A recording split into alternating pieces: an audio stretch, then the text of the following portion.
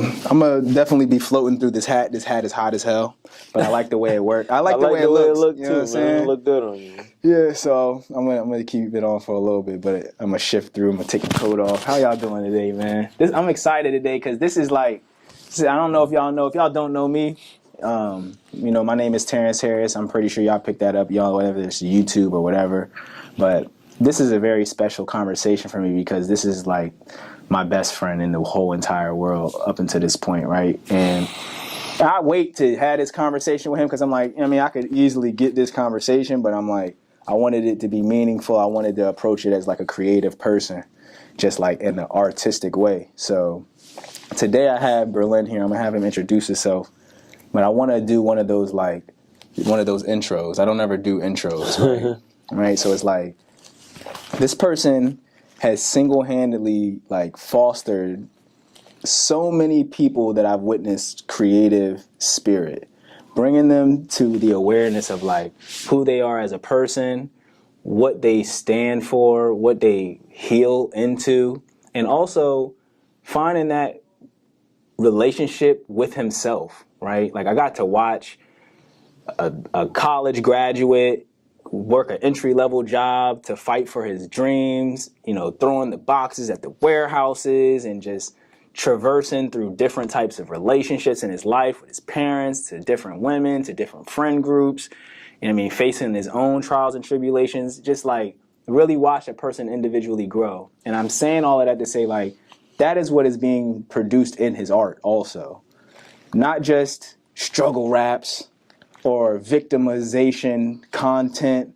It's like making every single palette and every single experience something that's different that you can only receive in a world of experiences that can only be produced by himself. So without any further ado, I want to give y'all SmoothWaffle. You dig? Got them intros? Yeah. I like that.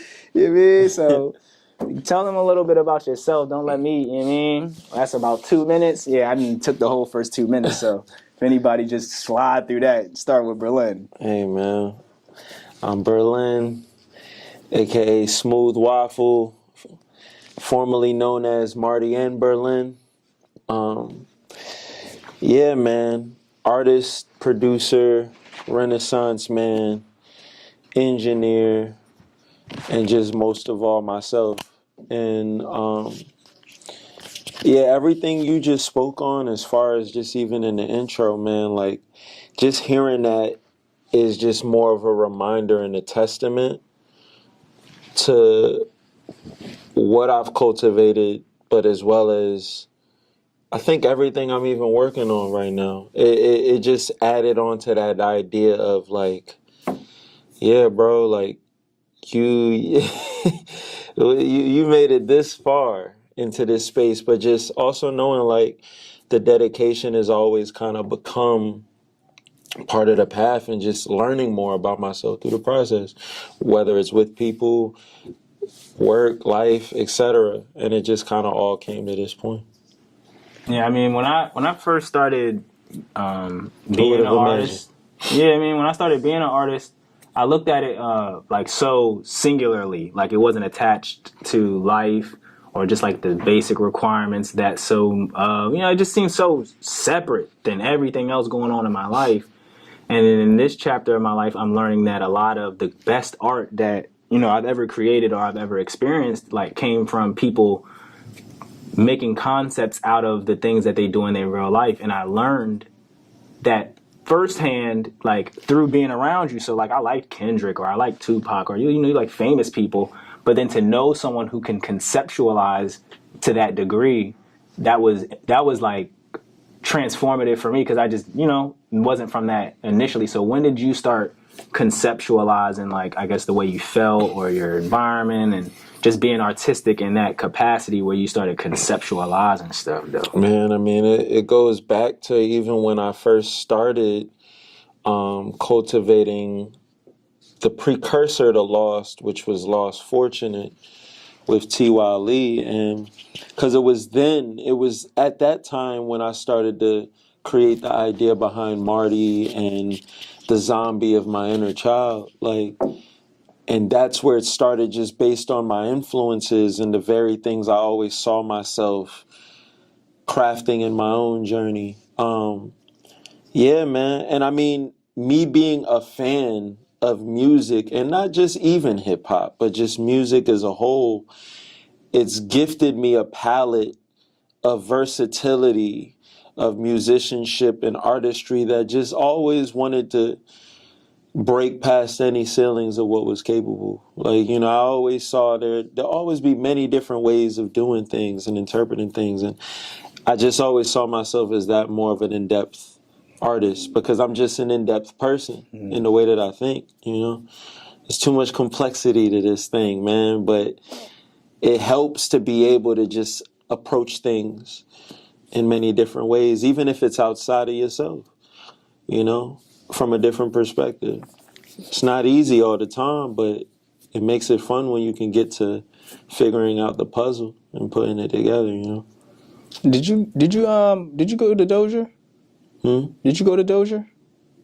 Nah. Okay. I went to Passage. Yeah. Yeah, no, I only asked that because when you just first started talking about just the introduction to your journey and the complexities and the depths and the natures of where you conceive your ideas from, and I want to go into some of the characters in a moment, but something that like initially just bopped out to me because you know I know your background, and so I want to like hit real good topics in here, just depending on what place people are in their lives. And I'm already conceptualizing my titles and everything as I'm listening to you. It's like, you come from a background where it's like you said, it's not just hip hop. You know what I mean? You delved into different palettes of music. So it's like, how did you do that? Because you know what I'm saying? Like with my limited scope or in my introduction in life, like my first memories of music was Special Delivery. That's like what, G-Dep? Yeah, man. Like my cousin would ride around in this gold That's a Camry. tough song, though. This is and day. yeah, you know what I'm saying? Like she would To just this ride day. around to Special Delivery. And then, you know what I mean? Especially the remix. That's what I'm talking about. Yeah, the remix. And then like DMX and Cisco. Like these are the inceptions of my listening.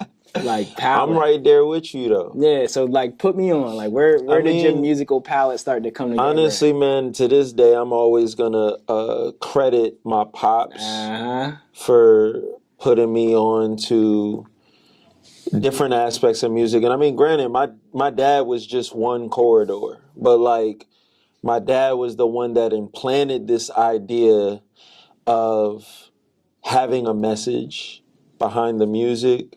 I mean, my dad was also very much into contemporary R&B and soul and a lot of that. But honestly, it really came around the time because I ain't get into like MTV or BET till like, what? It was like till 4th grade. Okay.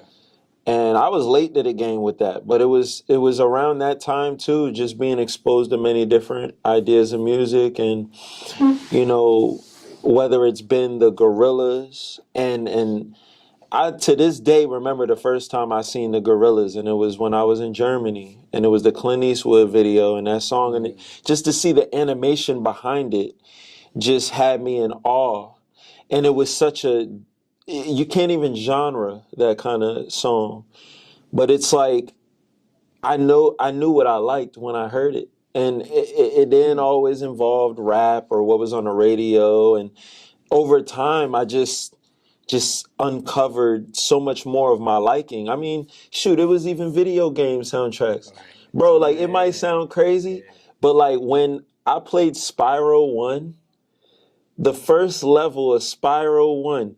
I don't remember when the game came out, but like maybe like 8 years later when I grew up, I started reflecting on that game soundtrack, and I started to cry because in some weird place in my mind, I was thinking I'll probably never get to play that game again. But that song brought back a memory of significance to me. And it's just that alone that strikes my heart chords, just thinking like, yo, like, whether it's the melodies, the harmonies, or something. And sometimes it's even the image that comes with it. It's places in my life where this music really meant something to me. And that's where it really reminded me, like, damn, like, I really am a fan of just music, man, or sound.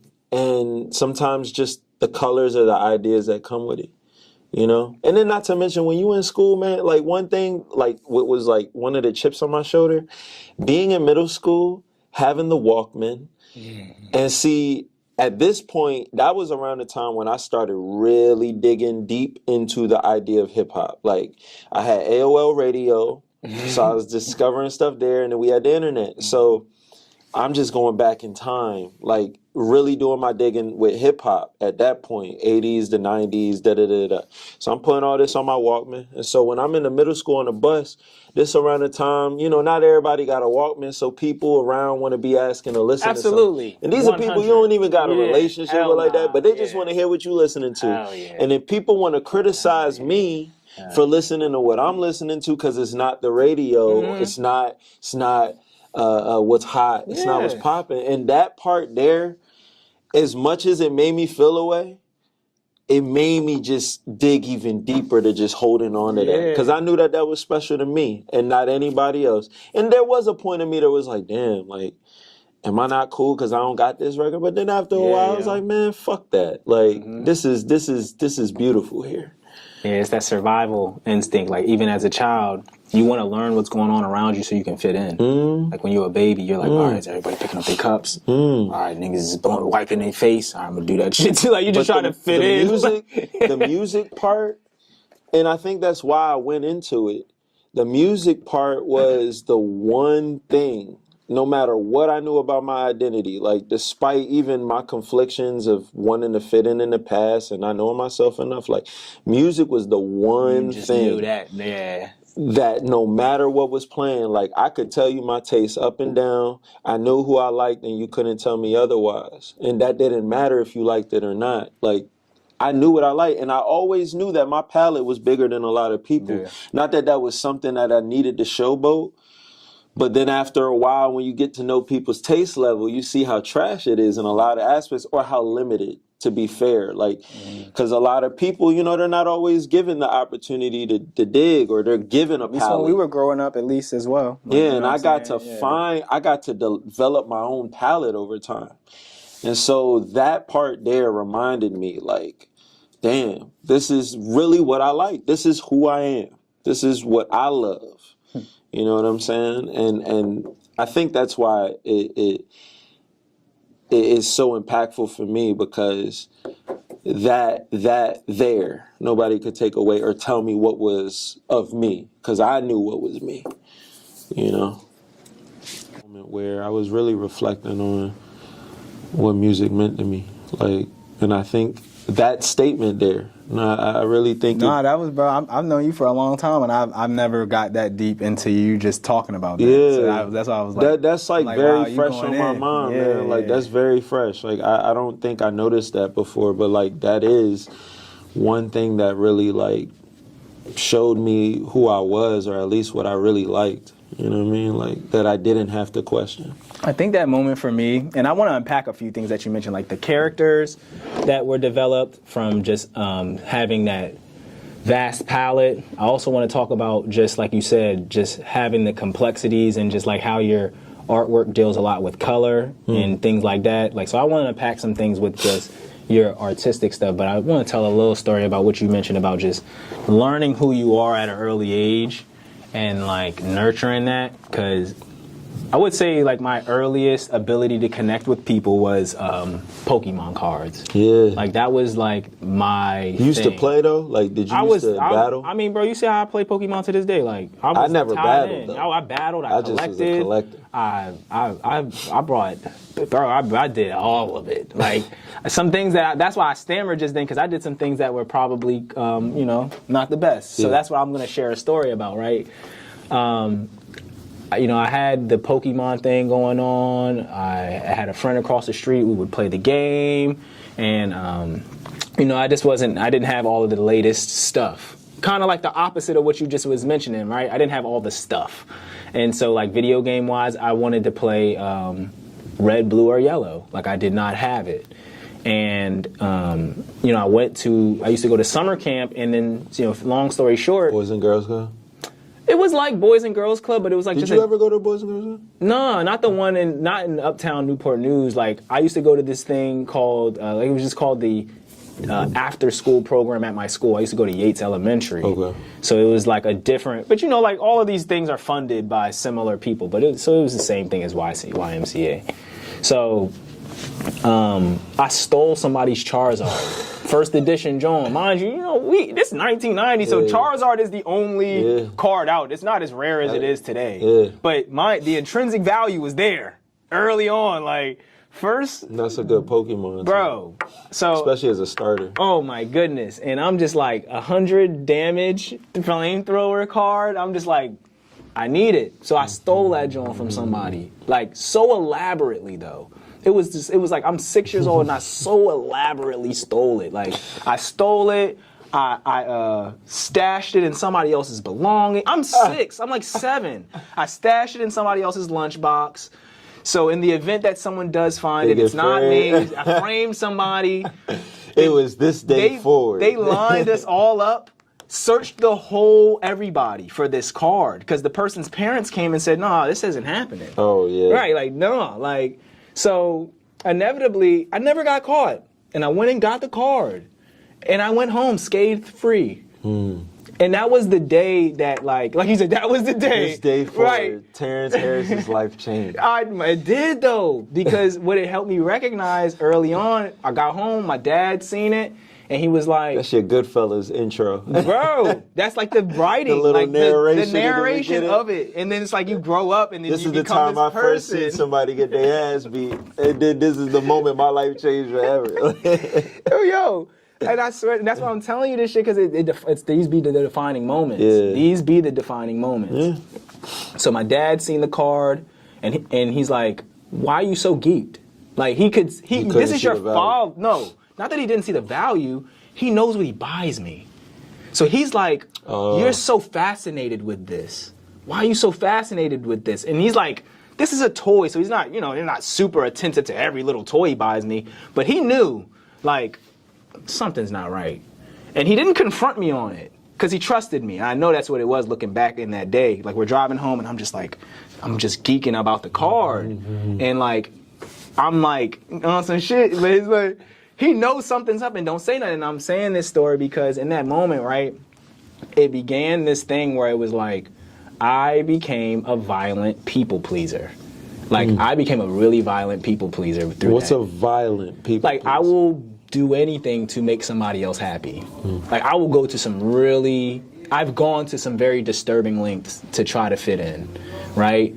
So it's like why did I steal this card? Because I wanted to be like the person. Yeah. So I brought the card right back to the place, not even a week later. I was so ready to get the acknowledgement for it. I fucking brought it right back to the place I stole it from. Did they notice? Absolutely. And I got caught. And then that's when it all came to the surface. And from that day, I just only got more elaborate. Like I just and it like created this like really bad stealing thing I did for like 5 or 6 years. As a kid, I just stole shit. Because, my parents and a lot of things were going on in my life. But man, like I wanted to fit in so bad, man, and I used to do some really bad shit to fit in. So I commend you for having that sensibility to just recognize like what was you at the time, because I grew into some other reasons. My relationship with playing Pokemon got a little healthier as I grew up. You know what I'm saying? It started, it got healthier. Glad to hear. It got healthier. But at first, man, like I really have done I've damaged. I apologize to any of my childhood friends that have gone through the onslaught of me collecting Pokemon. I mean, I've stolen Game Boys, cards, packages, lunch boxes, beat motherfuckers up. I've done some. Yeah, I've gone through I have really fought for this Pokemon vibe, bro. So it's like I apologize to everybody, and so that's just a testament of just like finding yourself, because it's like it's not always pretty. And sometimes you gotta fight for what you believe in, and you definitely fought for what you believe in. But not that. I'm not commending for myself. I'm commending it for you. I fought for people. So just to move on from that initial point, right? I just told that story just because I wanted to just speak on fitting in. I know it looked different for everybody. Yeah. And So going back to the Gorillaz characters, and like I see that aesthetic. I don't like that word. I see the style. That's really what I see. The style, like it's similar. You know what I mean, to like the way you create your characters, but then you like have a whole different intellectual property, a whole different like effort behind what you're communicating with the characters and things like that. So when did you bridge that gap? When did you say like, all right, like I like what they doing, I like this world that other people have created, but I want to create my own world, and these are the elements that I'm going to prescribe to it? I mean, it definitely came around the time, like still around the time when I really started to want to take music more seriously. And I don't know, I just always imagined, like, through my influences, whether it's been the Gorillaz, Quasimodo, and even Tyler, in the way that he would utilize his narratives or his characters in the music, it kind of introduced me to an aspect of either creating an alter ego or a character that I could input parts of myself that could be, you know, denser parts of who I am, but I could just put it to a different character to where I feel like I'm maybe like able to be more raw here. You know, like give myself an excuse to where I could still be me, but then almost battle myself at times, you know. I just always loved cartoons. And cartoons and video games was just always a big part of my inner child that I never saw myself letting go. And I feel like it was like my void filler of escaping reality. Because I guess in some ways there were parts of me that I wasn't all the way secure in. So that was like my escape from it, as well as, you know, like to some of the more conscious-esque thoughts of reality and what might have been possible. I just felt like that character or that world was my way of, I'm going to just create my own. Because a lot of what's here, it can suck, or it can be a check towards yourself, and you might not feel comfortable all the time. So at least you have something you can build in your own right that nobody can tell you how to live or how to be, or there's no influence necessarily, and that's going to make you feel indifferent about yourself. So that was like my escape, you know. And also it was like my first little way of immersing myself in my creativity, and I guess giving myself the excuse to just try to create something for myself. So I guess as a child, what would you say was one of your first challenges? Because, you know, like I said, my whole character development or superhero epic story is like, you know, I went to the program and I stole the game because what I was internalizing was the discord in my home. My parents were breaking up. They just didn't break up yet. And I didn't recognize that their lack of attention and emotional availability came from them draining one another. So I'd want to talk to my dad, but he wasn't always there to talk to her. I might talk to my mom, and she might be a little disturbed just due to, you know, what was going on in their relationship. So I was picking up on that unconsciously. And so I would bring that, what we would now identify as anxiety, and I would place that in my relationships with children. So like sometimes when people wouldn't cooperate with me, I'd get demanding because that's what I saw at home. Right? My mom didn't get all of the response from my father immediately, like, oh, you better do it, right? So it was just me mocking it. And so I'm sharing that to say, like, that was what was that's like when the character falls in the vat of acid, right? When my family finally got divorced, that was when that character that you said was insulated from the environment that I was growing up in now became like Spawn. I was Venom. Like, I became this thing that was like, yeah, I act this way because of this. It validated it. It's like, I can't depend on nobody. I have to go out here and get shit for myself because my parents aren't here for me no more. So it's like, what was some challenges, a challenge that you had growing up? Because I'm going to segue it into just like my next few questions, but I like to ask creative people this because I always usually just see these connections. I mean, start to see them. probably my biggest challenge is, I mean, and I'll be real, even to this day still, is confidence. And, you know, as well brought up as I was within my home structure and, you know, just developing, and I don't know, because I actually had my first couple of sessions of therapy, like couple weeks ago, 3 weeks ago, and it kind of brought in a bit of a perspective of maybe something I never thought about. And I mean, I never had like a problematic like grow up necessarily or anything in my household, but I don't know, like there's something in me that I felt maybe there was just something compelling outside of what I was used to that I wanted to be around, whether it was, you know, seeing what other people had in the music, like or certain subject matter, and you know, like I kind of was, I don't, this word can be a little tricky, this idea of sheltered, like there's because I know some people have it really bad. I mean, I can't say I might have had a little bit of that. So it was just like when being thrown into these school systems and getting to know people with different lives and stuff, it's like I feel like I never really had a real identity until I got to go into school.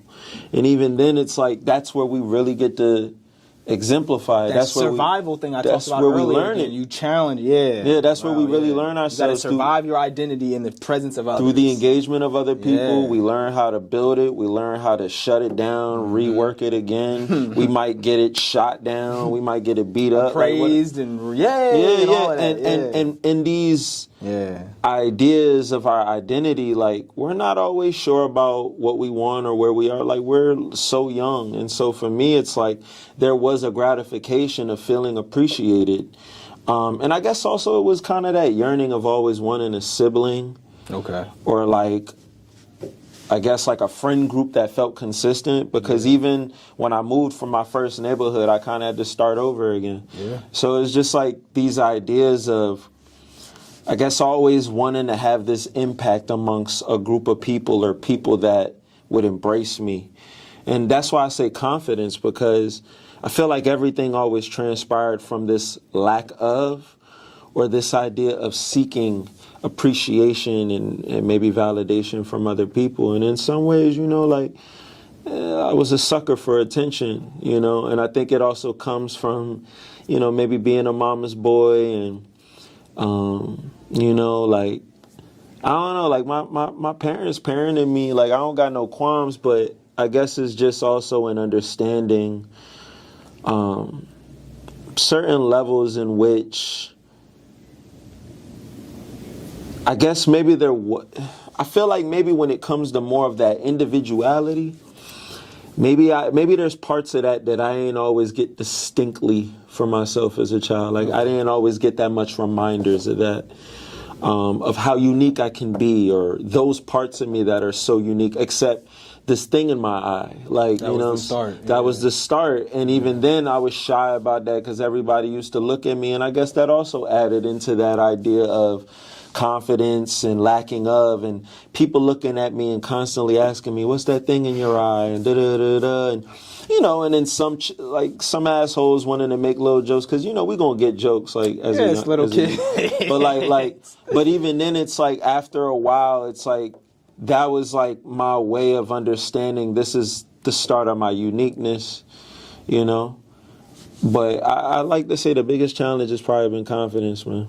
I love that. And like you said, I think that's a challenge that we all face, but we don't always be self-aware of. You know what I mean? You can go your whole life not being self-aware of the challenge of your confidence. I was listening to, like you were saying, I listened to therapy sessions, and then, you know, I pick apart them Jones.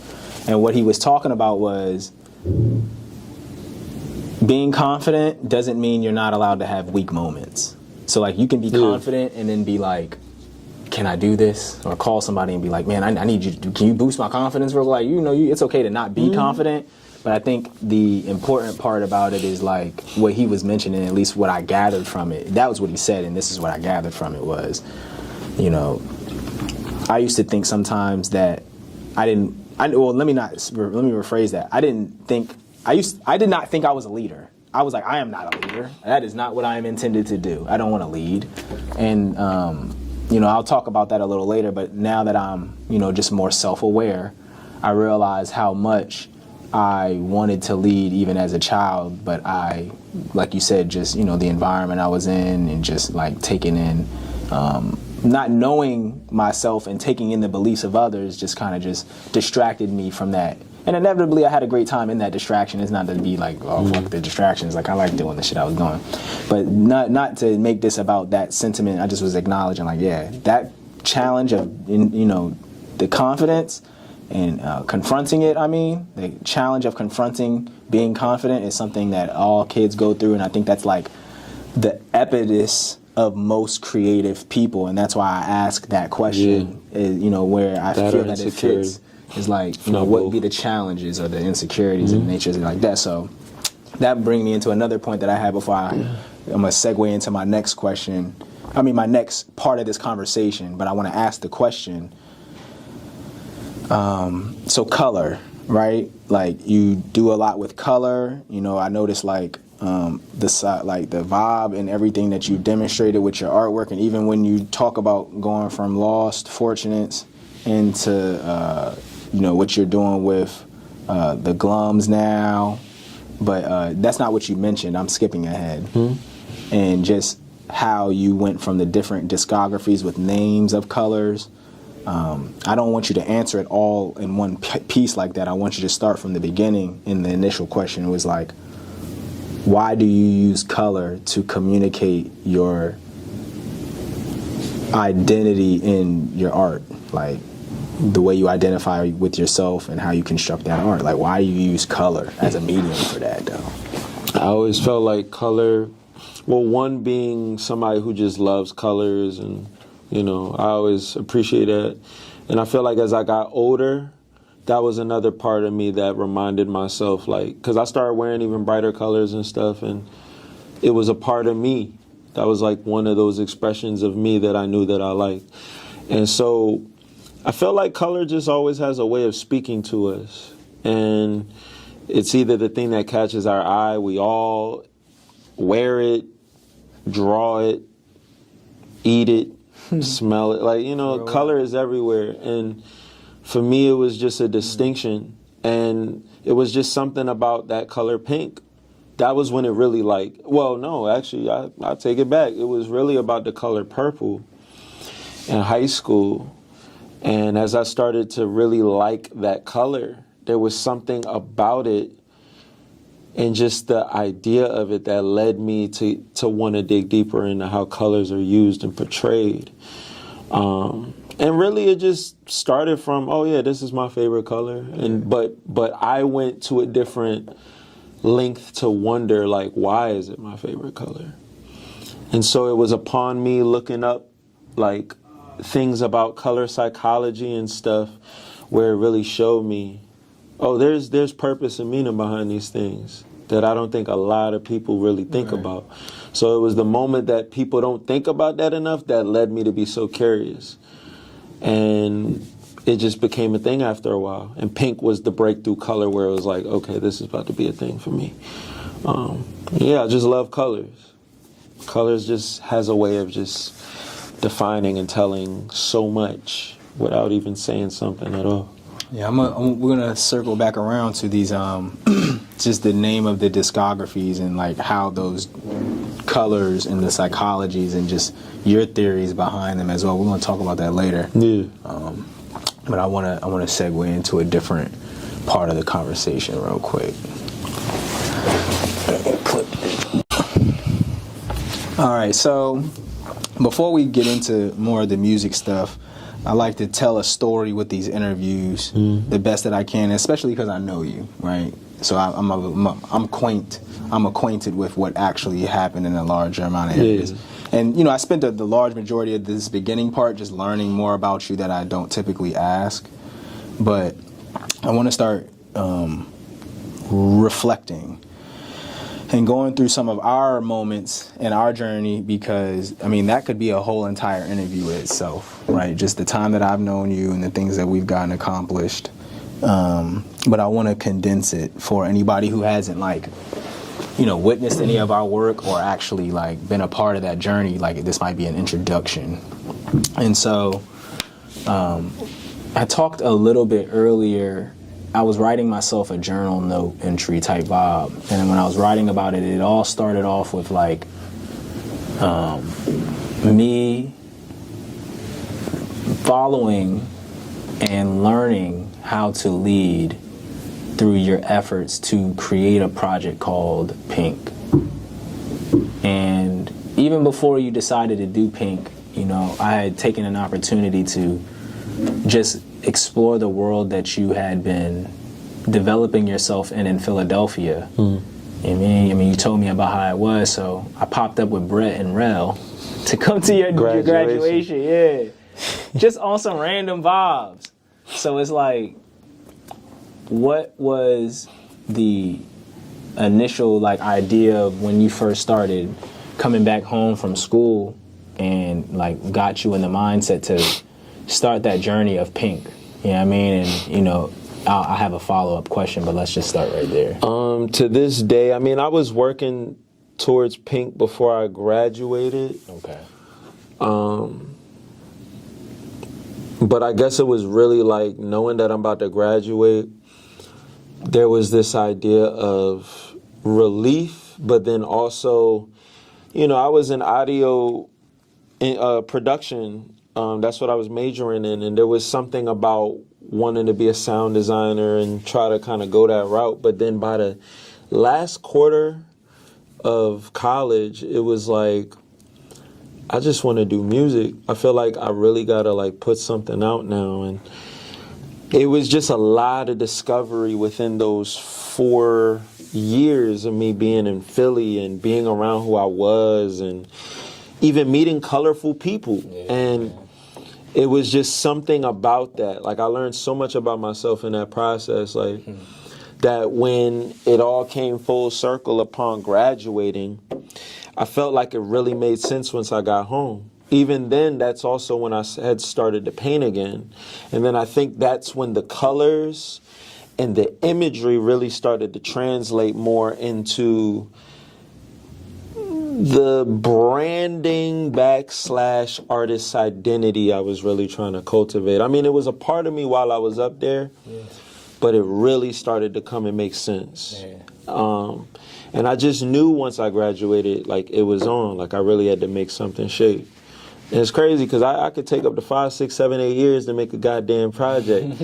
and I mean, trust and believe, like, even throughout that time, I'd be hard on myself. But, like, even looking back now to here, like, it just goes to show, like, how much collection I do. And I mean, you know, like, sometimes you let life you at times, but I realize that's also what kind of builds into the story and the expression, is because I really, like, intake a lot. And just being the artist I've been, I realize, like, just how meticulous I am with things. And so, you know, my experiences and the people I meet play a huge part into what involve into my experiences and my expression. Yeah, like, everything kind of just funneled in, and then that's what brought me there. Yeah, I mean, that was what made me tap in the most, was like, I'm like, all right, this is somebody who's actually, like, living their life and feeling out real moments. Mm-hmm. And I was in a, you know, my immediate circle of friends, like, we was all numb. Like, that was our thing. Like, we were numb. Like, we had so much going on in our personal lives. Every day we trying to link up and be numb to the shit. Excuse my language. So it's like, when I met you and you were like... So we're not cursing? I try not to as okay, much as well, possible. damn. I have a couple I cursed times. earlier. Yeah, you know, I try not to. Just because how I try to distribute, right? Yeah. So Yeah, man, I initially that was what drew me to you, because I'm like, man, this person is actually like speaking from the heart. And I remember those days, you were not as tactful. You had like some spice to you, bro. You definitely used to like just pop up on my timeline some days, and I'd be like, oh dang, I know when somebody's going through something, bro, because I'd be going through stuff. So that was like when those I talked are some to of you. my more embarrassed. I say those are some of my more embarrassing. But no, that's what I'm telling you, man. Everything happens for a reason, in the sense of like it connects you with the people who you're supposed to be with at the time, and then if it don't last, then it don't last. But that was when I was in an unsavory step of my life as well, as, you know what I mean. We just from two different worlds, but they came into opposite alignment, and those boom. are my cries for help, man. Bro, or all my of us. Cries for attention. You feel me? You feel me? So I'm like, okay, I see you, right? You talking my language, just from a different, you know what I mean, point of view, but I'm like, I get what you're going through. So I hit you up, I'm like, you know, I see what you're doing with your music, bro. I see you. I get what's going on. And, you know, the more I start talking to you, I start realizing, I'm like, man, you actually had a drive and a thirst and like a want to become more. Like the conversation, you'd be like super ready to have them. Like you'd be always charged up and ready to learn and go and figure something out. And I could feel the hunger all the time. And that was what I was going through at the time, just on some street vibes, where it's like I had a hunger, but I needed to place it more constructively. So like when I started coming to your studio, that was like a totally different like experience for me entirely. So but I could see from just the vantage point, like, oh, this is his piece. Did you know that at that time, like that was where you was like a valuable version of yourself? Like, did you know at that time when you were making music in the room, getting off work, and we walking at the park, like, did you know that was your mode yet? At that time, you couldn't tell me nothing as far as that I couldn't be that. Yeah. And like I couldn't be an artist. I couldn't do this, because that was just something that really, I was finally able to express myself in ways that remind me who I am. And just that adoption and security that I felt from truly embracing myself after plenty of years feeling like so weak-minded and illegitimate of myself, it really felt like the cultivation, like, yo. So it was like, that was like my version of therapy then, and nobody could tell me nothing. So it was like, it's me. So it's like, it was fun. I was dedicated. Of course, at the time, I'm a lot more like, I felt like my ambition was so much more free, because the lack of knowledge and just the idea of, oh, I gotta be this, I want to do this, you know? So it was just like, yeah, I was so excited to just cultivate. And of course, my biggest goal at the time, based even on my influences, was I need to do this with my people. I want to be with my friends. I want to, and of course, there's a part of me just want to show the shit off, show it off. You know what I mean? So it's just like, yeah, man, it's crazy just thinking about it now, like where I was. And even to this day, I still think about that chip on my shoulder. Like, this is still a chip. Like, when I was in the gym around that time, well, when I was back home after graduating, and this one guy told me, like, actually, no, this might have been in 12th grade, actually, man. Okay. I was in the gym, and I had gotten to know one of the people there, and, you know, I told him, he just asking to get to know me.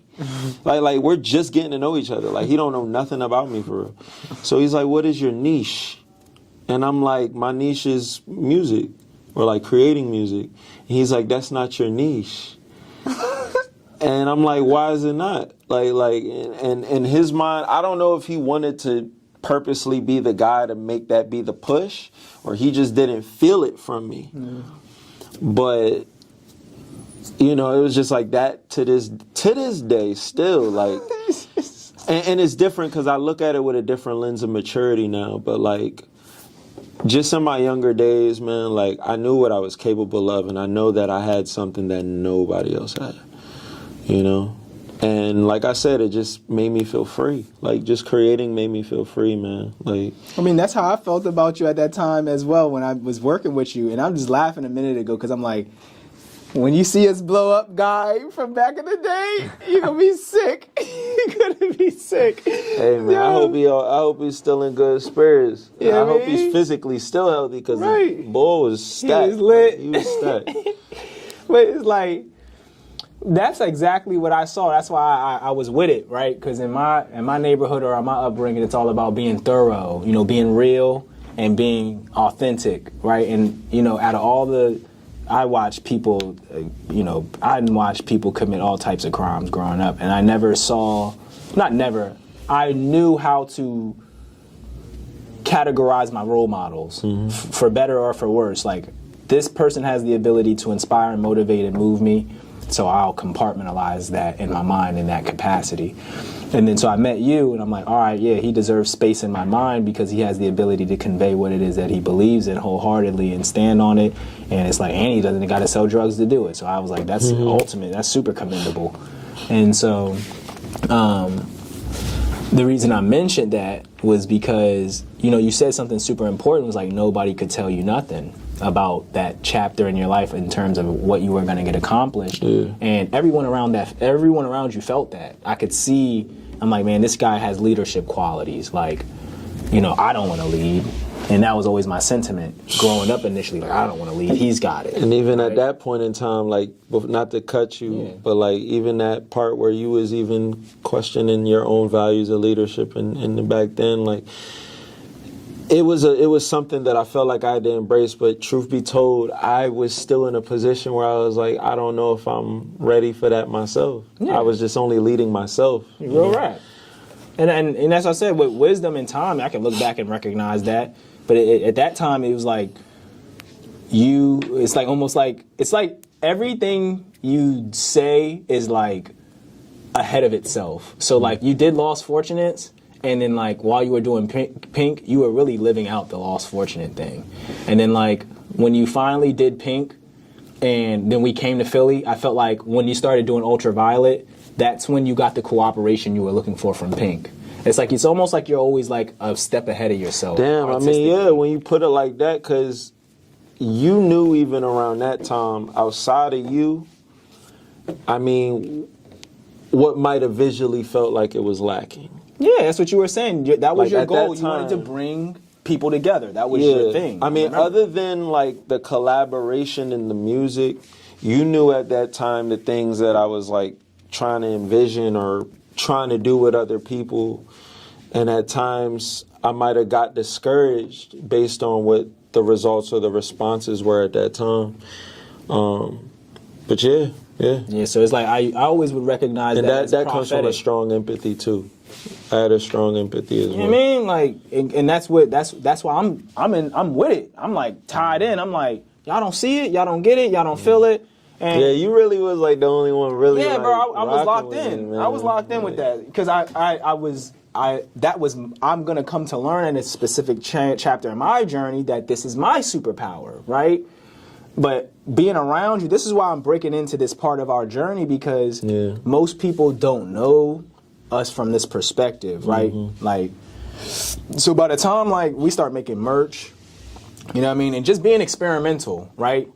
In the sense of like, I see the things that you're willing to create, and I'm in a space where I want to learn how to do something new. So it just was working out, and I remember this one day. It was me, you, Brett, and Mitri, and we were at.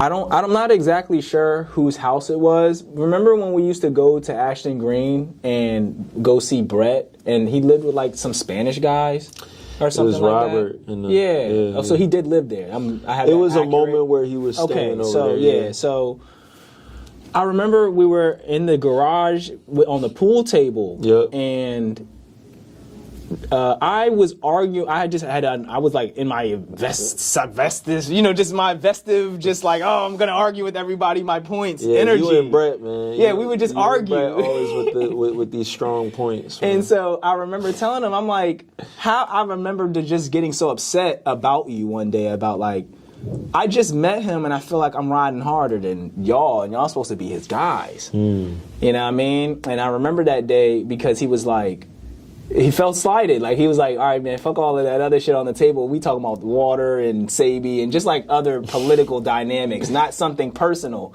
And I attacked him because I was feeling myself. I attacked him that day. And I'll never forget that because... Brett played a dummy in a lot of... Yeah, that's what I'm saying. He used to run it up.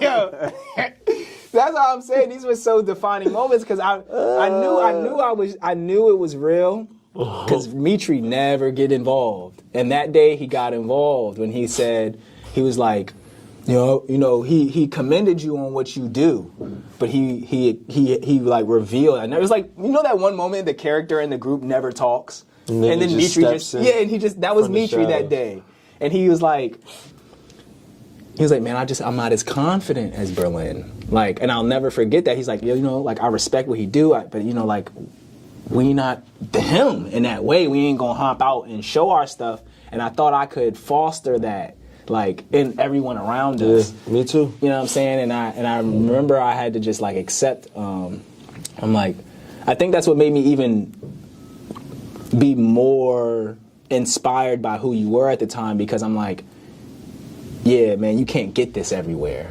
right? You can try to bring it out of people, but everybody won't let it come out. You know what I mean? I had personal relationships and, you know, friends in my life. I'm trying to bring that out of them. They didn't want it to come out either. But when somebody very close to you had said it, it shifted my whole perspective. Like, damn, how can I be here for this person in a meaningful way? So I tied up that story about the merch and stuff because that was like the first thing that was a sentiment of like me wanting to be as a part of what you had to offer as possible, and making it like a testimony, like a role model for everybody else. Like, look, you can get invested in what he's doing. This is how you do it. He got merchandise.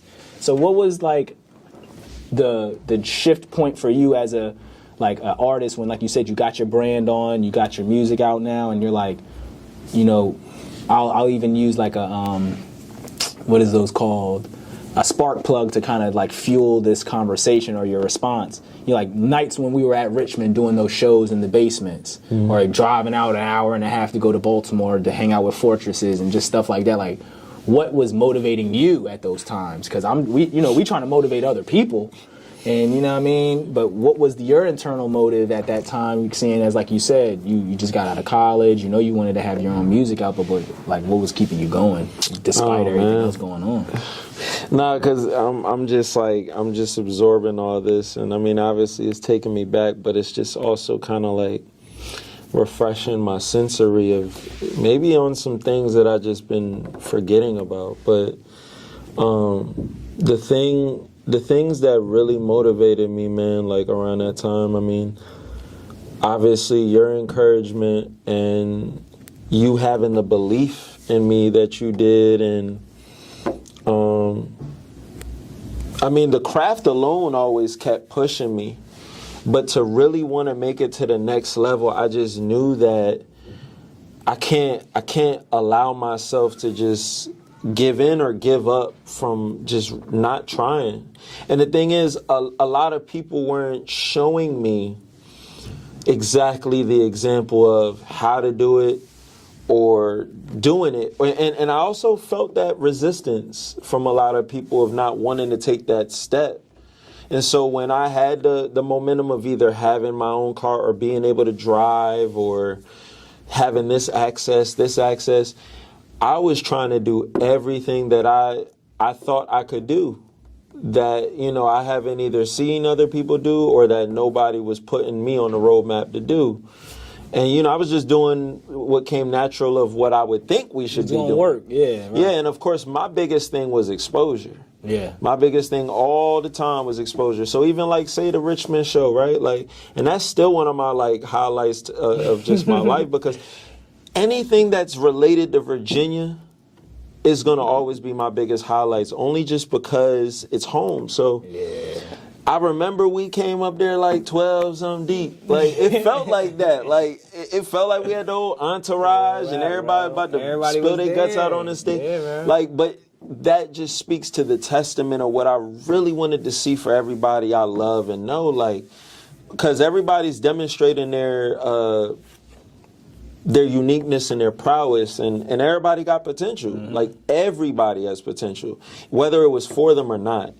And so getting to be a bridge of that, because again, it goes back to that part of my confidence and me just always wanting to have a family outside of my mom and dad. Yeah, bro. And I don't know, like, I guess being an only child kind of does that. And you know, I have friends, and obviously so y'all... you still want to have your own peace and your own, self. It's that idea of but having a group of people that you can genuinely live your life with, that you can always trust and be safe around, like, be yourself with. And I guess... And grow. Like, you don't want to just stay in that condition. You want to grow together. Definitely. Yeah. And so that idea of y'all embracing me for who I am, I mean, because the thing is, even as shy as I might have been with anything else, I know when I really get to know somebody, they're going to get to know the true me. Like, so y'all were embracing that part. And so that's just another charge. Anything that was like seeing me for me, embracing or appreciating what I was doing, and was down for the road or like down to see what it was, that just kept the battery going. You know what I mean? And it's just those times that remind me, like, if I can have, like, my friends who never got to see this part of me, but we get to do it together, like, that meant the most. Like, because that was always, like, my dream even when I first started. Like, being so heavily influenced by Odd Future and stuff back then, I used to always envision all of us being able to try to be that collective in some sense, or this person does this person does this. Like, we're not all rappers and musicians, but like, this person does this person does this, that. And then we're just already all good with each other. I mean, granted, life happens, things can, who's to say, but like, it's just that idea of we all have a place to be ourselves and try to go somewhere where we could all assist one another. You know what I mean? And just at that time, I just saw such fruition in that because it was home. You know, but yeah, all that motivated me. All that motivated me on top of exposure. The biggest thing was just trying to be exposed because I knew what was there, no matter where the skill level was at the time. And even then, I was still pretty skillful. But like, I knew I possessed something that was different from everybody else, no matter the comparisons I got. Like, I was still unique. You know, and I'll say, like, that's a testament to leadership as well, because being a leader means willing to just, like, not quit. Trying to figure out the way to get everybody there, and then thinking about everybody else and how to get them there. That's always the core aspect. Like, how do I get everybody else to where they want to go by using myself as a model? And that's very different than trying to manage people. And I think that's just what we needed at the time, was management. You had great leadership qualities, especially just in the effort of hearing and seeing others. So that's like ahead of its time in that sentiment. I think what people were looking for were people who could manage their affairs, you know? And I think that's not necessarily what they needed, you know? I think they needed, that's what I was the advocate for, was you don't need management. You need to follow his lead, and then you will find what you're looking for along that journey, right? But I think, like what you mentioned, you know, everybody in different pockets of their life offer them a different sentiment of how they like to go about things. And, you know, I stayed true to what I believed in, which was what your leadership provided, and it got me to where I wanted to go. So I am a testament of you having good leadership qualities and you possessing the ability to gain exposure, because without what you were offering, I would not be in this position. So everybody can't come. Yeah, You know I mean, it was just us. Everybody just didn't make it, but you did it. And these are the things that's why I bring people onto my platform, because my platform is about acknowledging the legends that don't nobody know be legends. The people who really be doing work but didn't get the exposure. And so that's why we create this platform, to give that exposure, because there's rounds in this fight. All right, yeah, y'all got the first 6 rounds, but I've been knocking your ass out for the last 6, 7, 8 rounds now. It's like going back to it. Can I ask you a question? Yeah. So I had ran across a post that somebody had made, and you know, it was just their little personal inflection about something. But like, do you think somebody who has been rapping as long as maybe I have, right? Do you feel like it's still worth, like, do you feel like I'm still underground?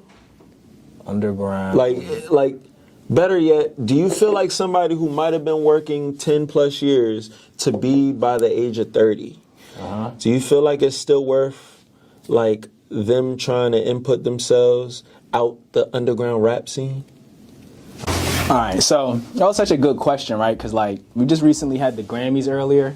And, well, when I say earlier, like, you know, within the last few days or whenever y'all watch this. But this year's Grammys featured Jay-Z and a bunch of other things. I didn't watch it, so don't take my word for this. But the point of me mentioning was Ray Daniels put a post on social media. And if you're not familiar with Ray Daniels, and that's another plug, right? He was talking about how all of the notable awards that were won this year in the Grammys were all won by artists.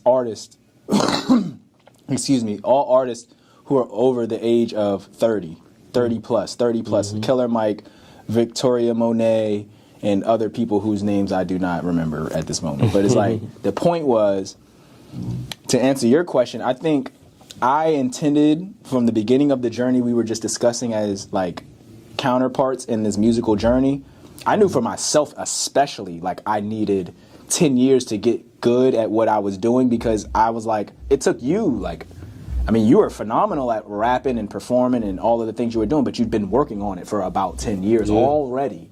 From 16 to 26, you had already been cultivating that. Me, on the other hand, I had just kind of started at like 20, 21, started writing in my notebook, you know, and that's my, to this day, in this moment at 30, that's my most honed articulate skill, is writing. You know what I mean? And so I would say wholeheartedly the sentiment of like an artist truly getting into their prime, I mean, that's one thing. But then even knowing how to navigate the public spectrum, that's where I'm at right now. It's like I have a tremendous amount of talent, but how to show up in public spaces, oh man, that's like a totally different skill. They call it being a socialite. That's a skill all in itself. Where do you put yourself in a 12-month calendar? What places do you need to be? How much money do you need to be spending to be there? How do you need to look? What questions do you need to ask? Who are you looking for in the room? Who are you showing up with in the room? All of these perceivable values, right? Nothing that you can tangibly grasp, but like, how do you make your perceived value in a room? You know, so like, we're at Rec Philly right now, and I always am overcome by this sentiment that I need to talk to Will like he's like not someone I know, right? But he creates that feeling where you can just talk to him regularly, but it's like he positioned himself intangibly, like, I run this place though. Like, you don't ever misconceive that I am the founder, but like, what's up, bro? Right? So like that's tactile, that's tactical, that's tactful, that is like artistic in itself. So that's how I would answer the question you had mentioned, is just like, I think 30 is like, that's the place where most people find themselves as a well-developed artist. And, you know, after those few years, you know, going into your early 30s, that's when you can capitalize on that visibility or that exposure dynamic. If you haven't already established it, you know, everybody got different journeys and stuff. So I don't want to keep exploring this. Some people progress in different time periods. And you might have got the exposure early and needed the artist development later. So there's all different types of ways you can make this milkshake. But I'm saying for your personal, you know, thing, and I want you to tell the story you mentioned that even inspired the question, is like, yeah, I didn't see this even happening for us particularly. I mean, I figured it would happen for you in the sense of your talents and abilities. But then when I started learning the business stuff and just some of the ways you got to move around in the room and etc., I was just like, oh, okay, well, I'll give it until we're about 30. I always had that idea, so wholeheartedly.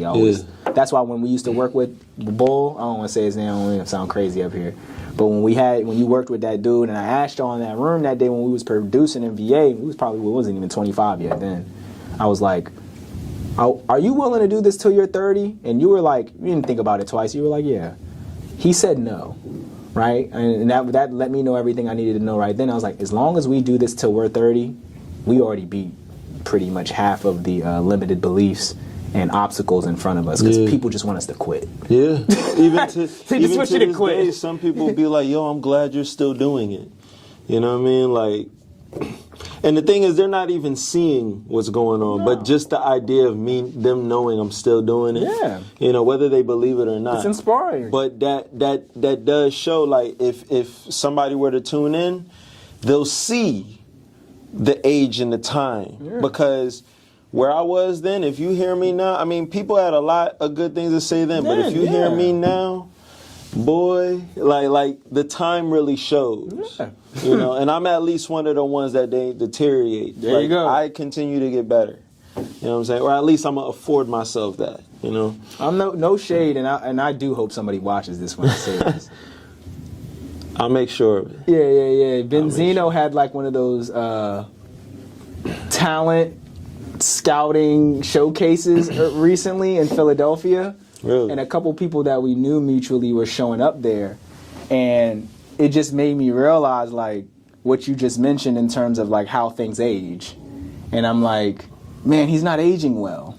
It's not aging, like his sentiments, his approach, his media. Like, don't get me wrong, being famous and the views and the virality and those elements, if that's how hey, go do your thing. But I'm saying artistically, yeah, man, Benzeno was like, wasn't he the editor or the founder and chief of Source magazine? He's one of those prominent figures behind that magazine. Yeah, so it's just like to have such a, impactful offering to people, and now to just be a sensational driver of trending topics in a room full of undiscovered, undeveloped 30-year-old artists, as you just referred to, right? I guess that's not the place to be.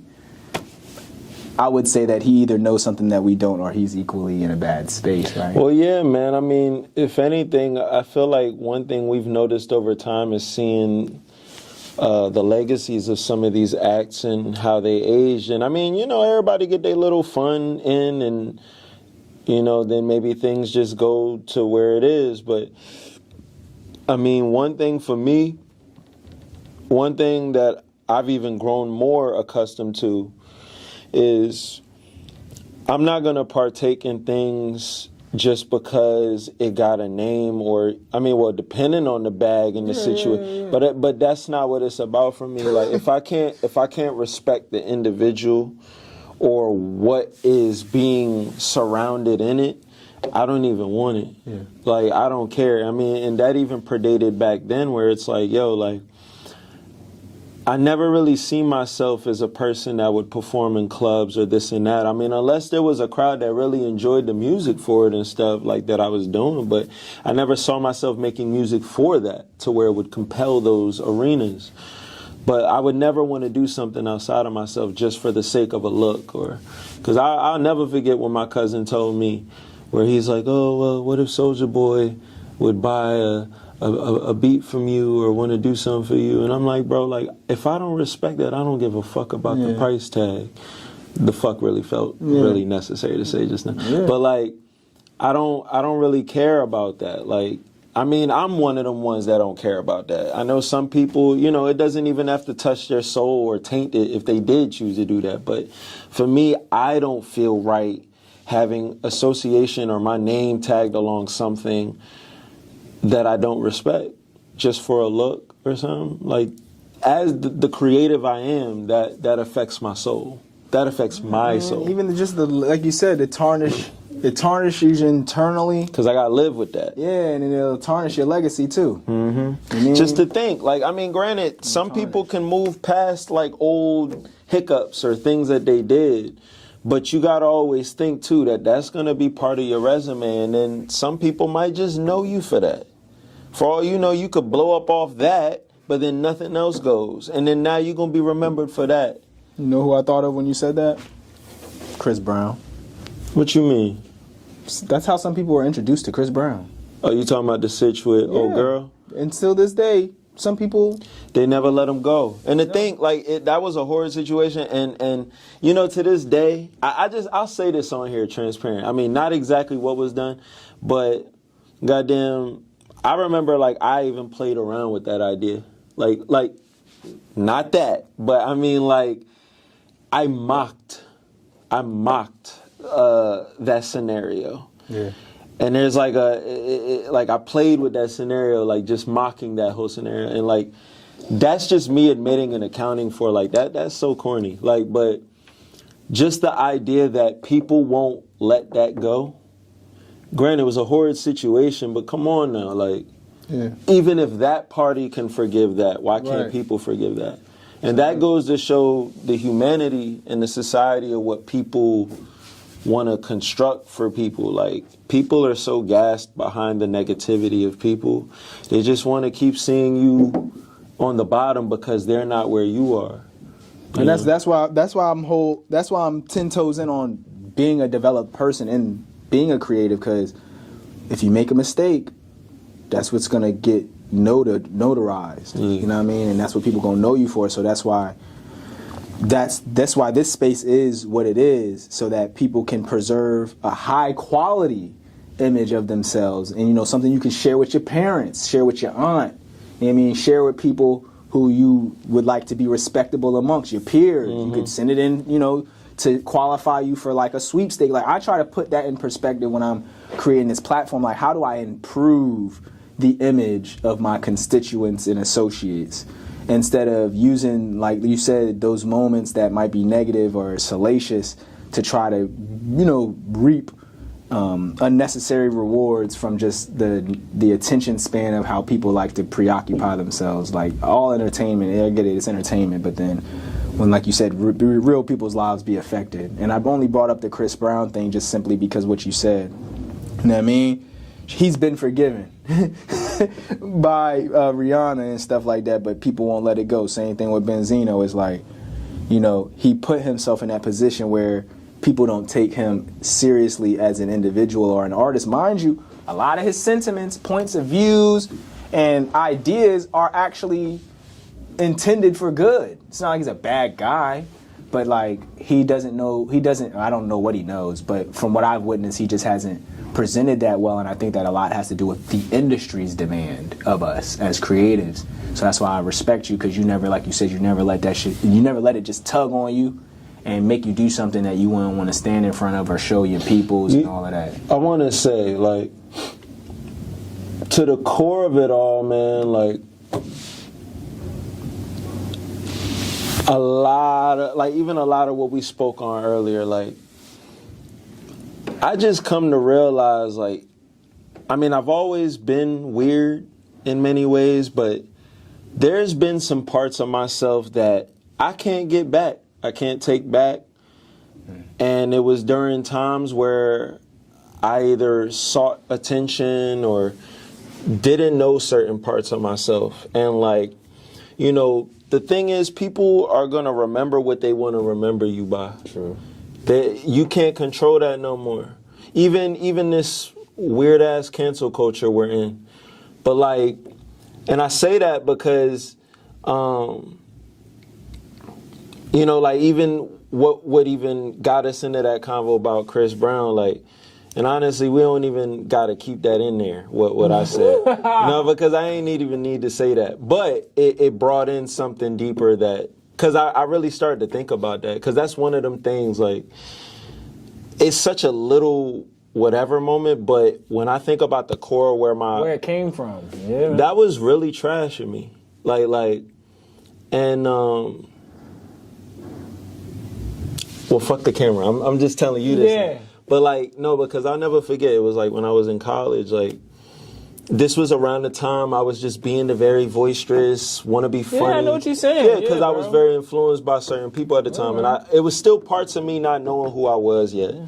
And so I'll never forget, like, I had, like, printed out a picture of old boy face next to a picture, and, like, and it was just I vaguely remember you telling me. No, and it's like, when I don't know why, like, it's hit me now. It's like, yo, like, what the fuck is wrong with me? Like, no, like, and I could see how I could even dissuade people away from me with that shit. Yeah, like, bro. That's some weird fucking shit, like, to even play about that. Right. And I mean, again, I was allowing my humor, my dark humor, and the things I was listening to kind of compel me to play about that. But that's not funny. Like, Because I could imagine if I did some weird shit like that now. But even then, it's like my heart too big to even play about that. Like, and even having gotten into situations like that. Yeah. So it's like that, like when I think about that, it's just like, yo, like I really came from being in a weird fucking place about myself and not really being confident in places. And it's just crazy when you can grow beyond, like, I'm so grateful for who I've become at this point in consideration of my maturation and my consideration. That, because even then, at the heart of it all, I was still a beautiful person, but I was seeking attention. You just said it. That's all it was, and that's the culture that we in now. A lot of people that do some weird vibes for the sake of attention. And see, you know what I mean? It'd be good people. That's all I was saying about Benzeno. I think he has good intentions. But see, the thing is, it's like the problem is that we don't always think about sometimes for the things that we say or do and how it's going to affect the bigger result. And sometimes people don't care. But I think that sometimes there is a problem to that. Now, I believe in the free speech and all that stuff too. But I'm saying there's a lot of things we do where we don't think before we do. Right. And unfortunately, for how we paint ourselves or portray ourselves, there's going to be a lot of people that want to run with that narrative. You know what I'm saying? Yeah. Think about like C. Dolores Tucker with Pac or like Cube back then and how, or even Ice-T, and a lot of people wanted to castrate them for their stories. And don't get me wrong, there is a balance to how that story and there was glorification in it. There was a real raw place of where it was coming from where I think it needed to be heard. Yeah. However, there was a certain level of conveying an implication that thus deterred and obstructed a certain like lifestyle that then eventually poured into and inspired.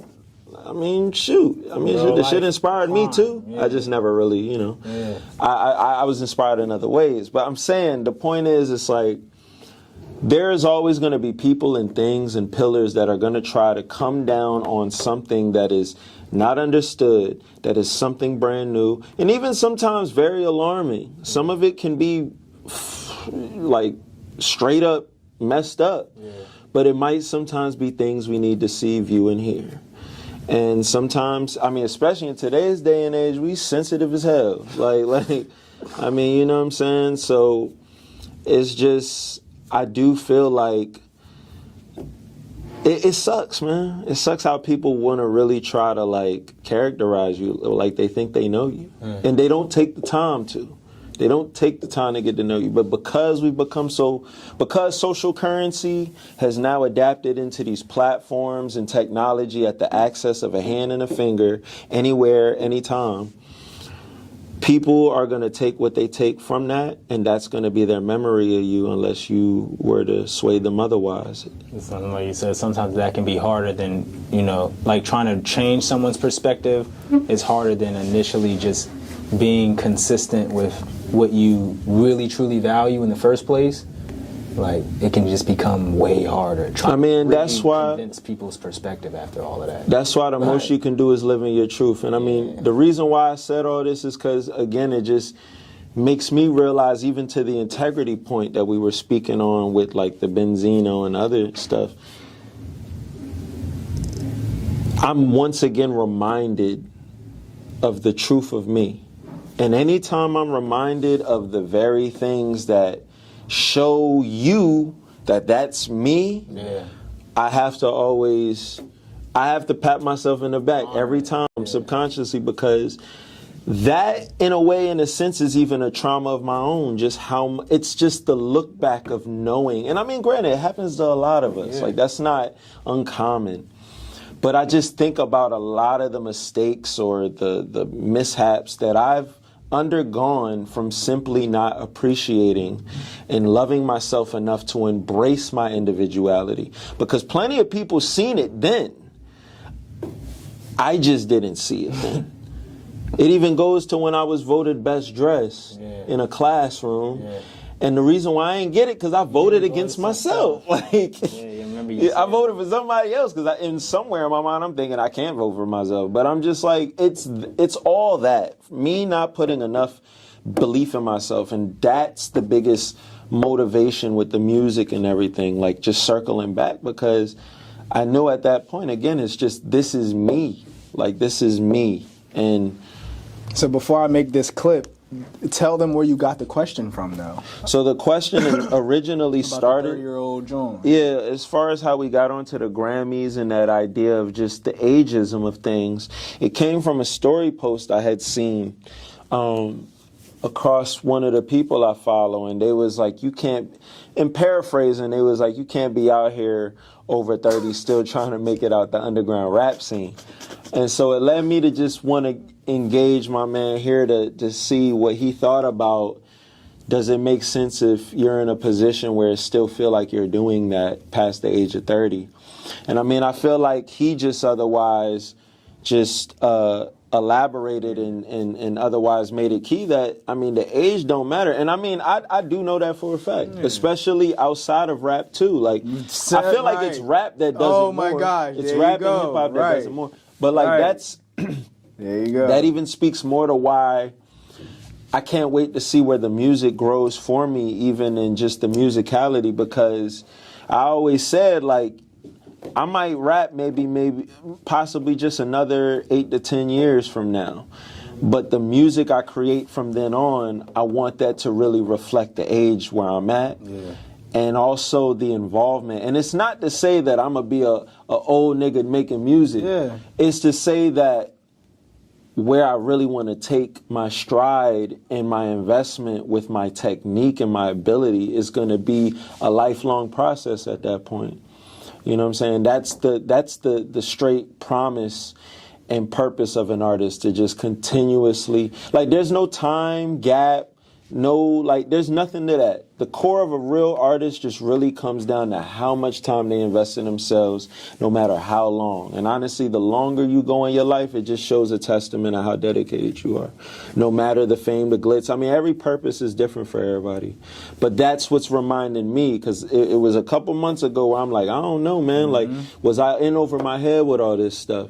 But deep down, I knew what I signed up for. And if anything, it just shows the true testament of myself, because a true artist doesn't have to do this every single day. But even then, it's just the true relationship they share with themselves in the involvement of the experience. And that is something that reminds me to this day why I'm still very at this and pure with this thing. You know what I'm saying? Amen. So I want to end this with the meaningful part of why we're here, and I think this would be like part one, and it's going to bring into like what you wanted to do with just deepening the conversation about the discography. So I'll start off by saying, like, I mean, after everything we talked about today, if you didn't watch the beginning of this whole interview, you know what I mean, I'm going to chop it up into a couple different pieces, and then I'm going to put it all together as one piece. And there's going to be an exclusive part that you're going to only be able to catch in the Discord, just because it just goes really deep into the perspectives of, like, our personal lives and our personal views on things that would potentially be unpopular and not shared amongst common people, right? Just keep it a being with you. So if you want to really, really know how we feel and think about some things, just leave it in the comments that you want to know about the secret part of the episode, and I got you. I'll put you on with that. So the last part I want to talk about is each of the albums. But I want to do it like in a rapid fire kind of way, where you talk about them from the perspective of a listener, like you listen into your own projects and you like describing them. So like if somebody wanted to come in just based on like what kind of music they want to hear or relate to or what their interests are, they could watch this part and be like, okay, they know what they're looking for, they know what the vibe's going to be, and maybe you could share one sentiment of a archetype or a character or a sentiment that describes that project in the chapter of your life. So for me, right, like I have, let's say I have a piece of content that I use, and I'll be like, this is my Pikachu project, this is my Squirtle project, this is my Bulbasaur project, like how it just represents a sentiment to you as a character in your life or something like that you viewed yourself as. So we'll start off with I want to even go back to like what you did with the Lost Fortunates, John. Like that's like your first project. So like, what was that project about? How did it relate to color? And what sentiment would you share as a listener? Like listening to it and going back to it, what would you say about that project? How would you review it? And how did that represent you as an archetype or any archetype that it represented in your life? I mean, that was the start. That was the beginning. In regards to color, I mean, at that point, I just say it's a rainbow because it was just anything at that point. Rainbow vomit, rainbow. Yeah, because it's just everything. That's just us trying it out. You'll definitely get a lot of the emulation I was feeling at the time. But it's not even available anymore, is it? Maybe Reverb Nation. All right. I had to think about that. I'm like, you can't even get that. That was the beginning, man. And that, if anything, solidified the start of the journey. You gonna say, well, the next one would be Cheeseburgers and Hippos. Oh, I didn't know I knew that. I had to mention that. Yeah, you had to mention that. Yeah. Cheeseburgers and Hippos EP, that's my first project. Oh, no, the SoundCloud joint. Yeah. And I took that down, minus maybe like one or two songs. That's what, Nah, like, that was... So, Lost Fortunate was the beginning. That was the beginning of Lost. That was the beginning of Living Over. That was the beginning of me wanting to take rap and music and creating seriously. Cheeseburgers and Hippo EP was what I would say is my first go around. That's like my first real, like, okay, now I'm serious. Really get to know me a bit here. And it's also my experiment. You want me to keep going? Or? No, I want to know, was there a color? The color for that was purple. Okay. That was because it was purple. Because at this point I wasn't solidifying pink yet as my mainstay in things, but purple. Because even the cover for that is like mainly purple. And I feel like that was just me getting keen with my enlightenment as an artist. Okay. Yeah. So like the first one, you would say like, what would be like a character or an archetype that you would use to describe the first? Is it like your starter phase? Is it like your Bane phase? Like what character would describe Lost Fortunates? Like if it was like an anime character, anything that just first comes to mind as an archetype. Or for yourself, like maybe a stage you were at archetypally. And if not, in that succession, same thing with Cheeseburgers and Hippos. I feel like, well, Lost Fortunate, man.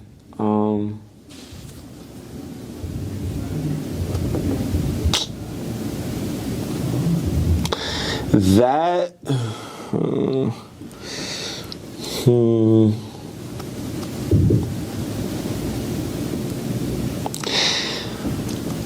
Lost Fortunate. I don't know if I have a visual character. Okay, so what about Cheeseburger and Hippos? Cheeseburgers and Hippos, I would say that's maybe my kind of Hamaru. Okay. Like, and so is that Naruto. I was about to say that's a Naruto. As a kid, though, as a child. Okay. That's him as a child. Okay, so you're giving me something to look into because now I'm gonna look into these characters to see how that sentiment. And Kana Hamaru was. He was the that was a young boy that the Hokage's grandson, and that was Naruto's. You could say that ended up becoming Naruto's predecessor. Yeah, I love that. Okay, so what about Pink was next? Pink is next. Okay, so what was the review for Pink? Clearly, the color was pink. So pink. So that's the purpose. So Lost Fortunate was the start. Cheeseburgers and Hippos was the experiment. Pink is the purpose. Pink is my first album. It's when I really got to be around people I genuinely respect and appreciate and influenced by. I really got to shape more of who I was individually as an artist and really dedicate more musicality. I still to this day feel like that is like a magnum opus project. And I would always say that that's a project that really details my purpose. It's very young, green behind the ear, but it really is a part of who I am deep down inside. And the character I would associate with that, I feel like, I mean, I'd even say, I mean, not everything is Naruto related, but I would say that would probably be my Naruto project. Okay, yeah, like the main character. Or my Finn of Adventure Time. Ooh. Yeah, that was Finn from Adventure Time is... Yeah, because I went into a whole different world with that one. But I'm saying, which character is that? Finn was he was on Adventure Time with the white hat with the blue shirt and his dog Jake. Right. I always get Adventure Time mixed up with regular show. Oh, yeah. So now, by the time we go from Pink to Ultraviolet, we in Philly now. You forgot Don't Forget, though. Oh, right. You forget, don't forget. Right, yes. Look, okay. So Don't Forget, and man, those was the days. Don't Forget was the statement. Those was the days. Pink is the purpose. Don't Forget's the statement. Don't Forget was really, I mean, literally in the title. I had to go home and listen to that tonight, bro. And that was really crazy. the project where I feel like I really that was like a testament to our friendship. Yeah, bro. That was a testament to me being in VA within that time after graduating. Man. Because a lot of the music on Pink was predecessing me before I came to VA, or at least the vibe. But Don't Forget was literally my project in Virginia, and my feels and my emotions. And I feel like it was my ode to what I was around. And it was a testament of not ever forgetting what that time frame has meant to me, but also my statement to don't forget what this journey is and who I am as an artist and what I'm about to do. Mm-hmm. What's the character, John? Character.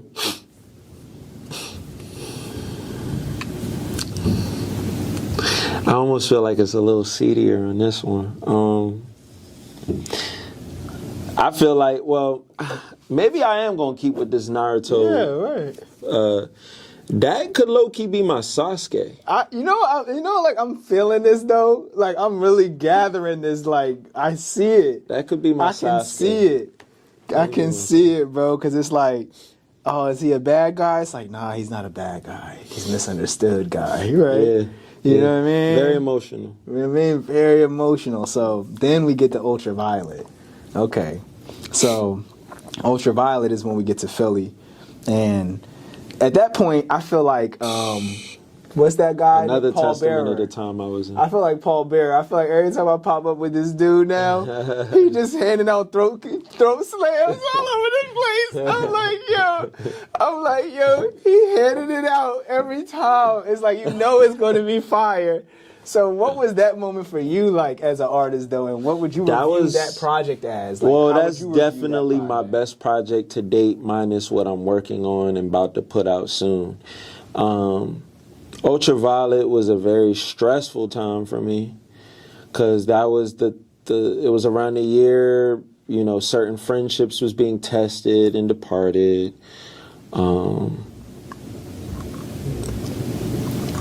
I was in my head a lot. And I faced cancer for the first time. Yeah, I remember that. And so that was a very trying time, and I feel like it just represented more of who I was at that time. And Ultraviolet was, I forgot to say, Don't Forget was still pink. That color was still heavy on the pink, but really showing how it contrasts with black. And then Ultraviolet, that's totally based on that identity there, but also heavy on the influence of purple as well. And I felt like the purpose of that was to really show this different level of maturity and enlightenment I had reached within understanding my relation to people, myself, and also noticing how I still struggle with my own personal battles of confidence, insecurities, or what it may have been with certain friendships and relationships. Yeah. And so that was like real big on stating what I was supposed to end up becoming through time. And I feel like now that project,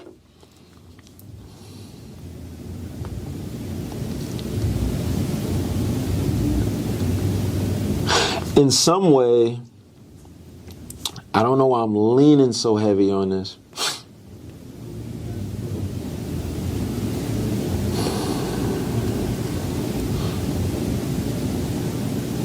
I was almost gonna say Kakashi, but I could even be remiss to say like I could even say Gaara. I felt the darkness coming in, right? I felt it, right? Like, you know, Gaara like started out very like ravenous, and you know he was kind of just very misguided, but but he grew up and matured to be such a very. But it's before that. I'm like in the midst of that. Like, I feel like Ultraviolet, the maturity really kicked in, but I still can remember the youth of me in a lot of ways based on those experiences and even what led me to go through some of those problematic times. And I feel like my youth is the green behind my ear and the compassion I had in a lot of ways. I was spreading it very thin for everyone and everybody. That was really the project that showed me how much I wasn't pouring enough into myself. It's one of your shorter projects too. Yeah, I guess in comparison it is. It's a little more shorter than everything else was. Yeah, it might be. If not the same amount with Don't Forget, at least, because Don't Forget I think had 11 tracks.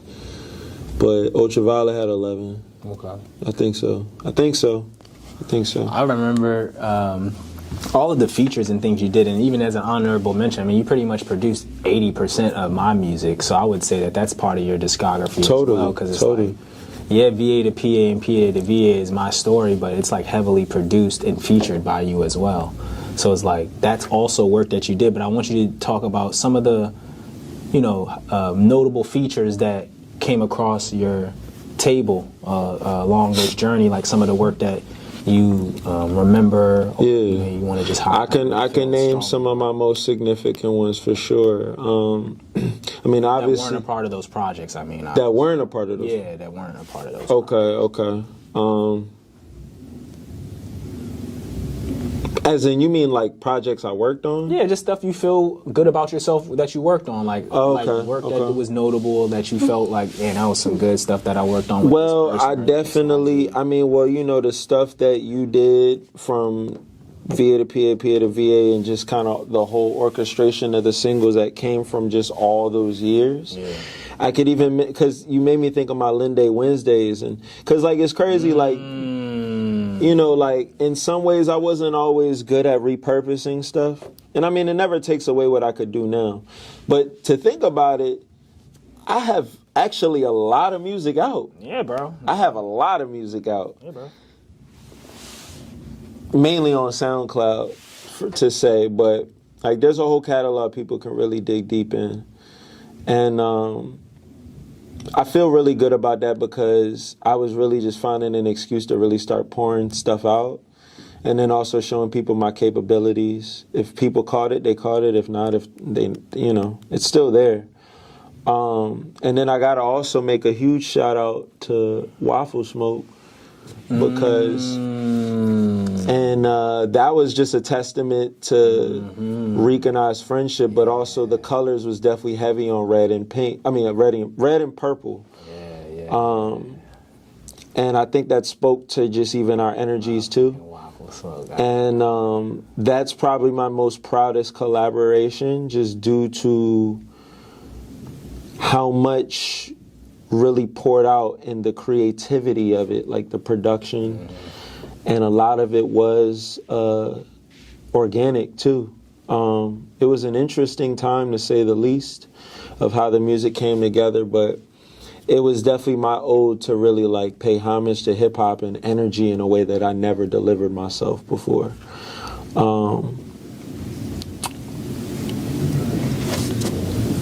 You know, here's some honorable mentions. I think he took the project down, And I really had more heavy influence on the engineering. But like Saudi Casino's project, Below the Tide. Oh, I remember that, yeah. That was really, that was a really dope collaboration I felt good about too.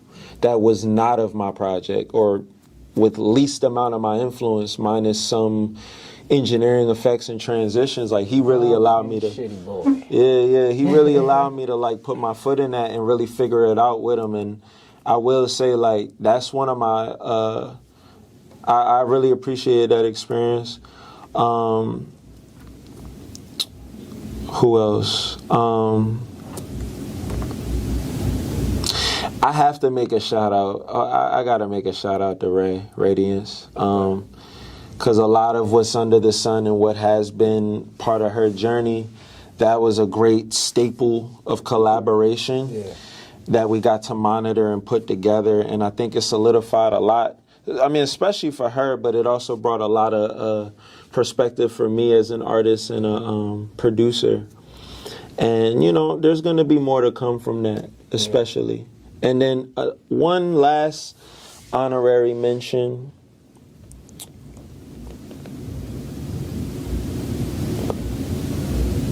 I'm just making sure I ain't forgetting nothing else. But, yeah, my other big honorary mention, it's got to go to...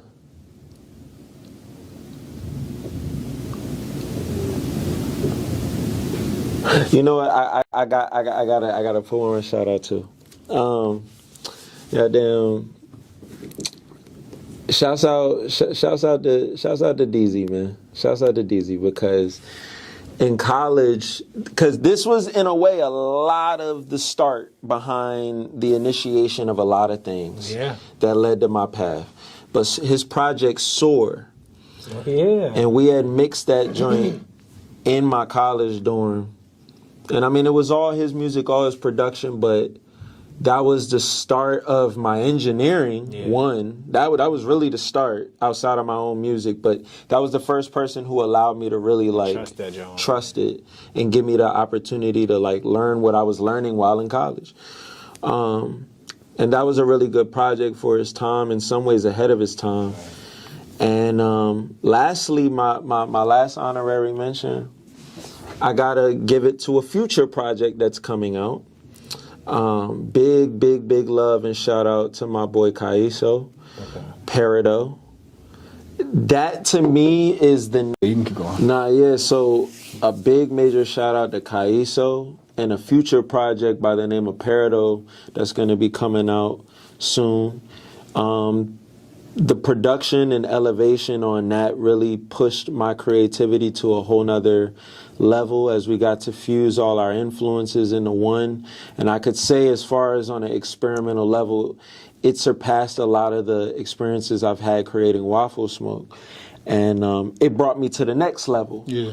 And I can't wait for that to come out. That's definitely, hands down, probably some of my favorite production I've ever got to do. And then lastly, I can't forget my project with Sonia's son, formerly known as Dookie Brown Flow, self-titled Sonia's Son. And that project was the maker. That was the maker of what made his name change. But then also that was probably one of the more intimate projects I've got to create and produce fully too. And yeah, Sonia's Son and Peridot is definitely in my top 5 collaborative projects.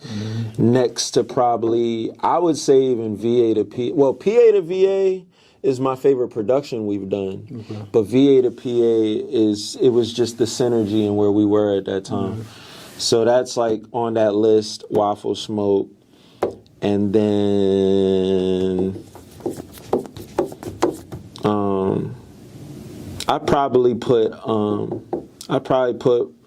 I'll put the 5th being Ray. Just all those, just all those singles, you know what I mean? Yeah. But like, that is like my top 5 favorite collaborative projects. But Sonia's Son, yeah, man, that one is definitely gold. Peridot is a green. Well, Peridot is actually a jewel. So that would be kind of like almost close to a lime green almost, Yeah. or almost like this green. But, and then Soar was like almost like an electric blue and a yellow, just to kind of rehash the colors for each of those. And then Radiance is orange and purple. Word. Know what I mean? But Flash it. nah, but yeah, those are my favorite collaborations. And just in summary, my engineering with Saudi Casino, Below the Tide, formerly known as Shitty Boy. No, right? My production with Radiance, my engineering with Soar from Dezion, aka All Day J, production and engineering with Waffle Smoke, production and engineering for Parado, production and engineering for Sonia Son, and my production and engineering for you with VA to PA and PA to V.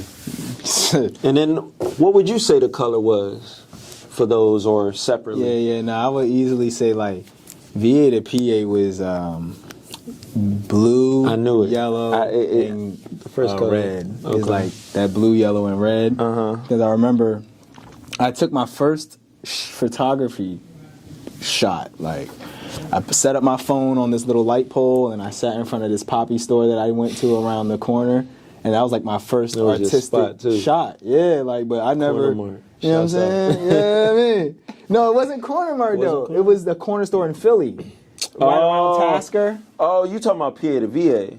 No, VA to PA's cover is me sitting in front of a corner store in Philly. PA to VA's cover is just a picture of me in front of that brick wall when you took that picture of me with the glasses on and the Lost hoodie, the brown. Remember that when you took me a picture against the brown? So that's what I used as my cover for PA to VA. Wait, so then I was, oh man, my bad. I was confusing it then. So just so I'm clear, PA to VA was the music we done back in VA? No, VA to PA was the music we did. Right, okay. Yeah. Right. And then PA to VA was still work we did in Pennsylvania, right? But it was me translating my experiences here to the people we already knew, just kind of giving them an update. You know what I'm saying? True. But like color-wise, for the second John PA to VA, I would say that was more red and brown. You know what I mean? That Wait. Oh my God. Yo, please forgive my ignorance. So, what was your recent project called then? Terrence Harris. Terrence Harris. Yeah. So that's what I meant to say. No, okay. Terrence Harris that newest joint was my favorite production I've done for you. Yeah. But it was the vibes of VA to PA that hold a more special place in my heart. But Terrence Harris, for sure, is your best music, best production, and you know we got the best of everything considering how we grew into that. You know, whether it was your ability and my quality, like I'd say that one is white. That's like my white album. Like my palette is clean. Okay, I'm ready to be an artist. Everything, like, this is where I want to start at. Kind of like what you said with Dookie changing his name to Sonia's son. It's like, I wanted to position myself as Terrence Harris, the artist. And that was the start of that, too. Like, to really formally brand yourself. You know what I'm saying? So, I wanted to, that's why I wanted to ask those questions about the discography, because like you said, you're not short on any music. You're not short on that. Like, if people want to really dive deep, they could do it. I could make a whole resume of like the whole catalogs and stuff. And I mean, there's so many other songs I produced. Just lingering. And, you know what I mean? Lingering. And I mean, those are honorable mentions in itself, but I kind of figured to go more towards the projects first because that's a more wholesome, you know, thing I can point out. And those were times and periods that really, like, I learned a lot about myself in too. Well, we only have a few more minutes left here at Rec. So, like I said at the beginning of this, we're going to have another conversation. And I think I'm going to book the podcast room next time so we can look like, you know, professional. Okay. I mean, this is cool, too. I'm not more knocking jiggy. this. Yeah, but it's got the mics and all that. I got and just to bring it a different element. But anything you want to leave us with before we slide and get ready to go? Man, triumph over your fears, your insecurities, the things that you need to let go, but then also Be triumphant with yourself. Triumph. My new project coming very soon. Very soon. That's the next step in the lineup. You're gonna see a lot of that. Just stay tuned. And then also, man, live over society's traditions. That part. And mainly always remember that love always starts within. Never external. It always starts with you.